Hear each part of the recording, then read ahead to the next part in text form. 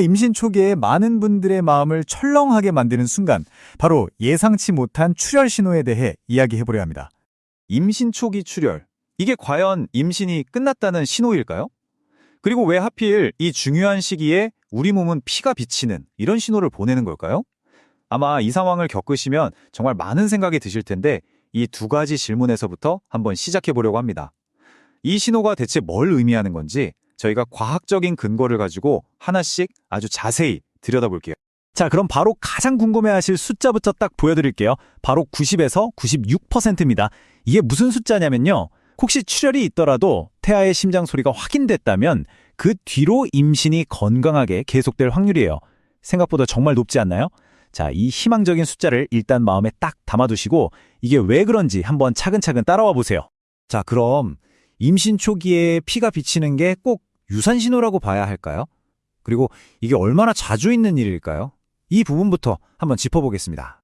핵심은 이거예요. 전체 임신부 중에 약 25%, 그러니까 4명 중 1명은 임신 초기에 출혈을 경험한다는 겁니다. 생각보다 굉장히 흔하죠. 그러니까 약간 피가 비친다고 해서 무조건 큰일 났다라고 생각하기보다는 이럴 수도 있구나라고 먼저 아는 게 중요해요. 이렇게 생각보다 흔한 현상인데 그럼 의학계에서는 이걸 뭐라고 부를까요? 그리고 도대체 우리 몸 안에서는 무슨 일이 벌어지고 있는 건지 좀 더 자세히 들여다보겠습니다. 이걸 의학 용어로는 절박유산이라고 불러요. 와, 이름만 들으면 진짜 덜컥 겁이 나죠. 유산이라는 단어가 들어가 있으니까요. 근데 이건 절대 최종 판정이 아니에요. 이건 어디까지나 임시 진단명입니다. 그러니까 임신 20주가 되기 전에 아기 심장 소리는 들리는데 자궁문은 닫혀 있고 그런 상태에서 출혈이 보일 때 일단 지켜보자는 의미로 붙이는 이름이에요. 그러니까 이 단어에 너무 놀라실 필요는 전혀 없고요. 오히려 지금 상황을 정확하게 파악하기 위한 첫 단계라고 생각하시는 게 맞습니다. 그리고 정말 흥미로운 사실이 하나 있어요. 이 피가 어디서 나오는 걸까요? 이게 아기한테서 나오는 피가 아니라는 거예요. 아기가 자궁벽에 뿌리를 내리고 자리를 잡는 과정, 이걸 착상이라고 하잖아요. 그때 엄마 쪽 자궁벽에 있던 혈관들이 살짝 건드려지면서 나오는, 그러니까 전적으로 엄마 쪽에서 나오는 피라는 거죠. 바로 이 초음파 사진을 보시면 이해가 확 되실 거예요.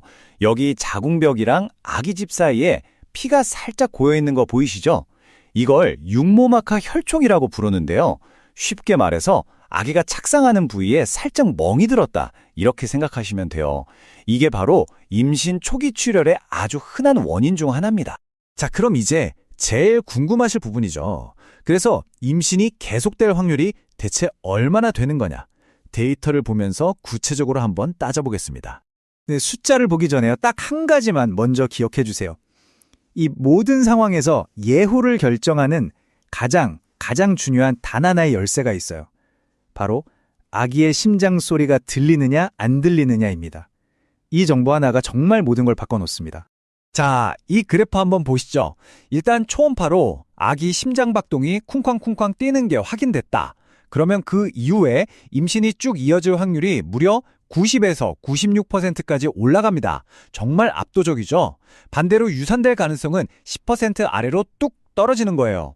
이게 바로 병원에서 출혈이 있으면 무엇보다 심장 소리부터 확인하려는 이유입니다. 그런데 이렇게 희망적인 이야기와 함께 우리가 또 하나 고려해야 할 현실적인 변수가 있습니다. 바로 산모의 나이가 전체적인 유산 위험도에 미치는 영향이죠. 이 표는 아주 큰 연구 결과를 바탕으로 만든 건데요. 나이에 따라서 기본적인 유산 위험률이 어떻게 달라지는지를 보여줘요. 보시면 20대 후반에는 10% 정도였던 위험률이 30대 후반이 되면 17%, 그리고 40대 초반에는 33%까지 올라가요. 45세 이상이 되면 57%까지 높아지는 걸 볼 수 있죠. 지금까지의 정보가 꽤 희망적이긴 하지만 바로 이 지점 때문에 우리가 반드시 병원에 가서 정확한 진단을 받아야 하는 겁니다. 출혈이 있을 때 고려해야 할 다른 가능성들은 뭐가 있을까요? 여기 이 말이 핵심이에요. 절박유산은 임시 진단이다. 이게 무슨 뜻이냐면 다른 더 위험한 가능성들을 하나씩 다 지워나간 다음에 다른 건 아니구나 싶을 때 내리는 진단이라는 거죠. 정밀검사를 해보기 전까지는 출혈의 진짜 원인을 아무도 모른다는 뜻이기도 하고요. 예를 들어서 병원에 가면 의사 선생님이 자궁문이 잘 닫혀 있는지 확인하고 초음파로 혹시 불완전 유산은 아닌지 또는 정말 위험한 자궁 외 임신은 아닌지 같은 것들을 먼저 체크합니다. 보시는 것처럼 절방 유산은 자궁문도 닫혀 있고 심장 소리도 들리지만 다른 심각한 상황들은 진단 소견이 완전히 달라요. 자, 지금까지 여러 가지 정보를 살펴봤는데요. 그럼 이 모든 이야기를 종합해서 우리가 딱 이것만은 가져가야 한다 하는 핵심 메시지는 뭘까요? 핵심만 딱딱 짚어서 다시 정리해 드릴게요. 첫째, 임신 초기에 피가 비치는 건 생각보다 아주 흔한 일이라는 거.